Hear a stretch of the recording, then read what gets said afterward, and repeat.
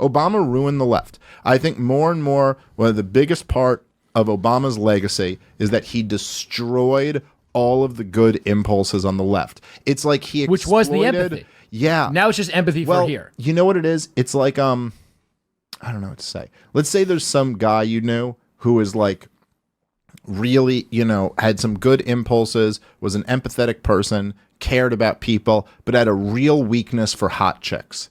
And then some hot chick who was just a cold bitch came into his life and really he just couldn't see her as the bad guy. Mm-hmm. So you're like, she just ruined him.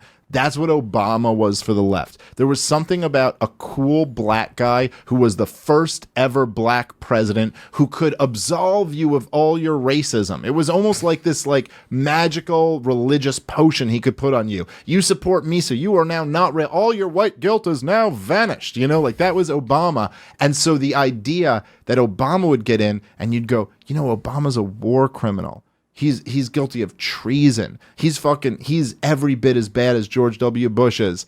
That just didn't compute.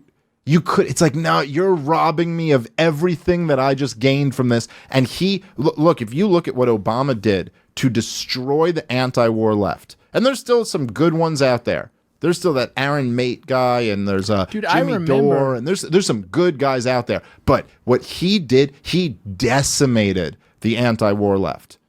Decimated them in a way that no Republican ever could have.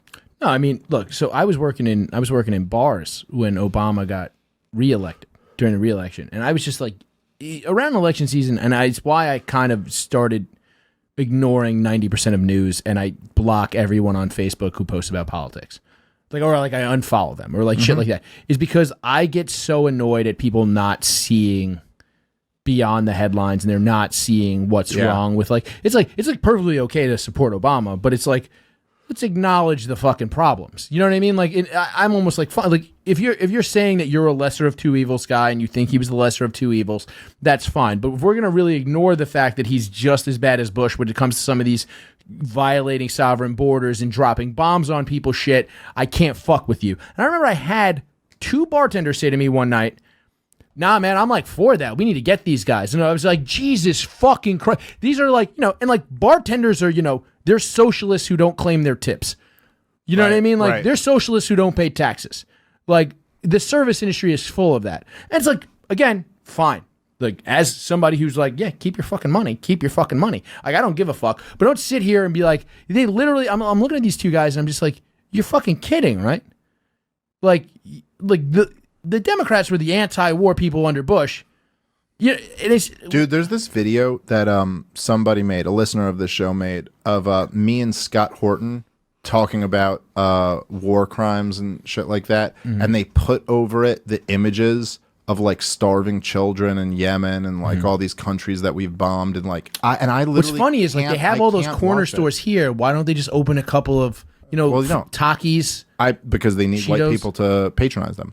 But I'm telling you, I couldn't watch the video. And I'm the guy having this conversation. And it was brutal to watch. You actually forget about, it's even someone like me who talks about this shit all the time. You look in the eyes of this fucking 4-year-old who's skin and bones. It's it's fucking Yemen is brutal. more than half the people are malnourished at this point.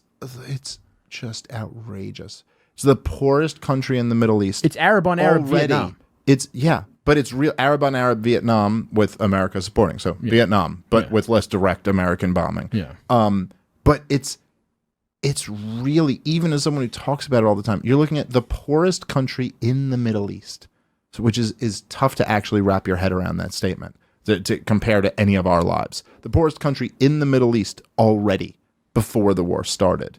There's a full blockade. They're being starved to death intentionally. It's a war of genocide. We still don't even know the numbers. It's going to be hundreds of thousands. It's going to be. There's not a lot of people in Yemen, but it literally, it's going to be the loss of life is going to be worse than Iraq War II. Worse than Bush's Iraq War. It's not going to count stillbirths. Oh, shit like it's that. It's going to be very, very hard to actually. But the amount it was the biggest cholera outbreak in modern history. It's bad. It's really, really bad. And for me, it's tough to. So if you can go in order to justify Obama, you can go, we got to do what we got to do. We got to go, okay, fine. This is where Obama started. Go Google, placate the Saudis. I know everyone listening to this show already knows this shit. But this is where Obama. So if you can justify that, fine. But just know, you've lost every ounce of credibility you have to be like, Donald Trump is deporting these people. He's separating families. Oh, I don't care about what you have to say anymore. You have no moral standing in this conversation if you could look the other way at what Obama did. If you didn't, then I actually hear you.